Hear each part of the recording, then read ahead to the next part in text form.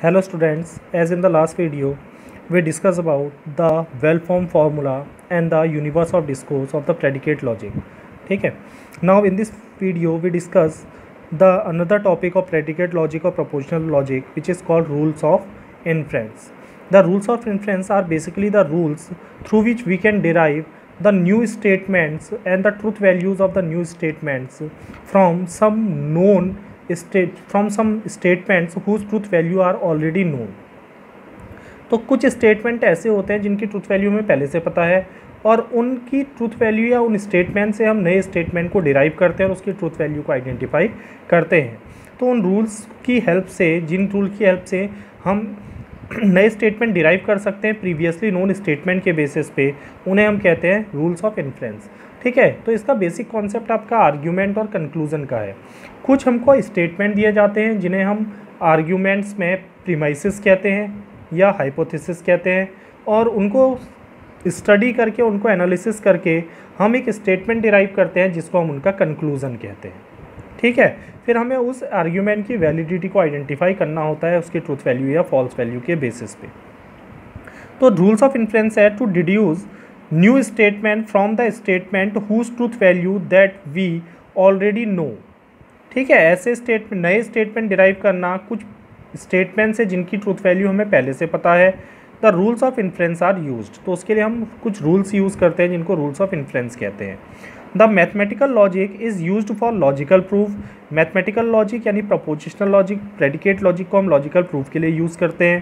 Proofs are valid argument that determine the truth values of the mathematical statement.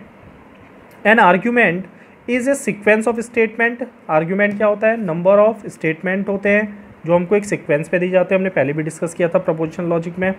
The last statement is called the conclusion, जिसमें last statement को conclusion कहते हैं. And all its preceding statement, और उससे पहले जितने भी statement दिए जाते हैं, all are called the premises और हाइपोथेसिस. उन्हें हम प्रीमाइसेस और हाइपोथेसिस कहते हैं. द सिंबल, ये सिंबल आपको दिया जाता है देयरफॉर के लिए, is placed before the conclusion. हम उन स्टेटमेंट को पढ़ते हैं और उनके बेसिस पे कंक्लूजन निकालते हैं. A valid argument is one. अब किसी भी आर्ग्यूमेंट को हम वैलिड कब कहेंगे? Is one where the conclusion follow the truth value of the premises. जहाँ पर कंक्लूजन की ट्रूथ वैल्यू किसको फॉलो करती है? प्रीमाइसेस की ट्रूथ वैल्यू को फॉलो करती है. The rules of inference provide the templates and guidelines for constructing valid argument. तो वैलिड आर्ग्यूमेंट बनाने के लिए जो रूल्स ऑफ इन्फ्रेंस है हम इनका यूज़ करते हैं, ये एक गाइडलाइंस है from the statement that are already known और that are we have already है. ठीक है. Now, the rules of inference are, there are some rules of inference such as the addition rule. तो सबसे पहला रूल है इसमें एडिशन रूल. एडिशन हमने वहाँ पर यूज़ किया था. एडिशन मीन्स द और operation, that is the disjunction. A P is A premise. अगर P हमको एक स्टेटमेंट दिया है पहले से, हमको पता है उसकी truth value, P is a premises, we can use addition rule to derive P और Q, that is P disjunction Q. तो P conclude P और Q. That is, एक एग्जाम्पल लेते हैं. Let P be the proposition he studies very hard. Suppose P एक proposition है जो है he studies very hard and this statement is true. Therefore, either he studies very hard or he is very bad student. ठीक है. तो हमने इसका एक कंक्लूज़न निकाला, either he is study very hard, या तो बहुत हार्ड स्टडी करता है, बहुत पढ़ाई करता है, और ही इज़ वेरी बैड स्टूडेंट. तो ये स्टेटमेंट हमेशा क्या रहेगा? ट्रू रहेगा, क्योंकि हम कह रहे हैं कि ये स्टेटमेंट ट्रू है. ठीक है. तो that is Q is the proposition. इसमें जो क्यू है वो है he is very bad student. दूसरा रूल है आपका कंजंक्शन रूल. कंजंक्शन का मतलब होता है and operation.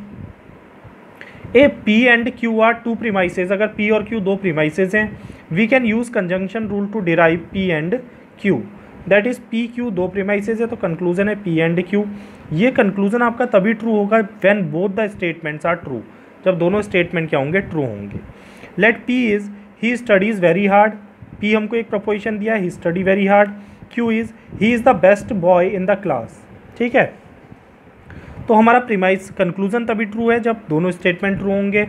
He studies very hard and he is the best boy in the class. तो दिस इज़ द कंक्लूजन. अगर वो हार्ड स्टडी करता है तो वो क्लास का अच्छा लड़का है, बेस्ट बॉय है। तीसरा हमारा इन्फ्रेंस रूल है सिंप्लीफिकेशन, ठीक है। The third rule is simplification. The simplification rule is a P and Q is a premises. अगर हमें दिया है P एंड Q प्रीमाइसेस है, we can use simplification rule to derive P, ठीक है। तो इसके बेसिस पे हम किसको डिराइव कर सकते हैं, P प्रीमाइसेस या P प्रपोजिशन को डिराइव कर सकते हैं। That is he studies very hard and he is the best boy in the class. That is P and Q derive he studies very hard, that is P। Now next is modus ponens. Modus ponens का मतलब होता है आपका a P and P implies Q are two premises. अगर एक premises हमको P दिया है और उस प्रीमाइसेस से इम्प्लीकेशन में एक दूसरा स्टेटमेंट, दूसरा प्रपोजिशन दिया है, then we can use modus ponens to derive Q। तो P implies Q, P derive Q। अब इसको एग्जाम्पल से समझते हैं। If you have a password then you can log on to computer. अगर आपके पास पासवर्ड है, this is P, then you can log computer, this is Q। Then this statement is written as P implies Q। और P हम कह रहे हैं P is you have a password, ठीक है। P क्या है, यू हैव ए पासवर्ड। तो कंक्लूजन क्या निकला कि आप कंप्यूटर में लॉग ऑन कर सकते हैं। तो that is therefore you can log on to the computer, that is Q, ठीक है। तो इसको हम कहते हैं modus ponens. Now the next is the modus tollens. Modus tollens is a P implies Q and not Q। अगर हमें दिया है एक प्रीमाइसेस है P इम्प्लाइज Q, दूसरा प्रीमाइसेस है not Q, are two premises, we can use the modus ponens tollens to derive not P। तो that is P implies Q not Q, then not P, the conclusion is not P। If you have a password then you can log on to the computer. ये P है, if you have a password P, you can log on to the computer is Q, then this statement can be written as P implies Q. Not Q means you cannot log on to the computer. आप computer में log on नहीं कर सकते। तो log on कब नहीं कर सकते, जब क्या पासवर्ड नहीं होगा, that is not P। So the conclusion is not P, that is you do not have a password, ठीक है। The next is the chain rule. The chain rule is a P implies Q and Q implies R are two premises, then we can use the chain rule to derive P implies R, ठीक है। तो अगर एक statement, एक provision दूसरे को imply कर रहा है, दूसरा तीसरे को इम्प्लाई कर रहा है, तो पहला भी तीसरे को इम्प्लाई करेगा, that is P implies Q, Q implies R, conclude P implies R। If it rains, I shall not go to school। अगर बारिश होगी तो मैं स्कूल नहीं जाऊँगा, that is P implies Q, P is it rains, then I shall not go to school is Q। If I don't go to school, अगर मैं school नहीं जाऊँगा, that is Q।